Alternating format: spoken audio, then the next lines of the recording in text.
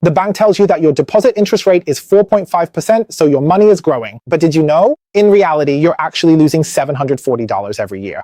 Today, Jan is here to help you do the math. Australia's latest CPI has risen to 3.8%. As we can see, mainstream banks can offer you a deposit interest rate of 4.5%. However, this 4.5% interest is taxable. Suppose your marginal tax rate is 30% plus a 2% Medicare levy. After tax, that's 4.5% multiplied by 0.68, which is approximately 3.06%. Subtracting the inflation rate of 3.8%, you actually lose 0.74% per year. You might think that by depositing $100,000, you earn $4,500 in interest. After taxes, you're left with $3,060. And after accounting for inflation of $3,800, you end up losing $740. The bank profits, the government profits, but you lose. So what should you do? Think about it. The government can print money, but it can't print gold. 20 years ago, gold was $572 per ounce, and now it's risen to $7,100 per ounce, a 12-fold increase. Some people say that gold doesn't generate any returns, and that's true, but it does protect against inflation. The purpose of precious metals isn't to make you rich, it's to keep your money from losing value. Now let's look at stocks. The ASX's long-term annualized return is 9.2%, including dividends, which easily beats inflation. However, it's quite volatile. Some years it can drop by 20%. If your timing is unlucky, it might only grow by 1% over 10 years. As for buying government bonds, they're safe, but basically just keep up with inflation. Stocks can earn you more, but they're like a roller coaster. Government bonds are safe, but the returns are low, and neither is really suitable for small amounts of capital. Even if you invest $1 million in stocks and make $90,000 a year after taxes, it's not even as good as working a regular job. This brings us to the king of investments in Australia, real estate. In 2005, the median price of a house in Melbourne was about $300,000. 20 years later, today, the median house price in Melbourne has soared to $1.1 million, an increase of 2.75 times. At first glance, doesn't that mean gold, which increased 12-fold, completely outperformed it? But the key here isn't the multiplier, it's leverage.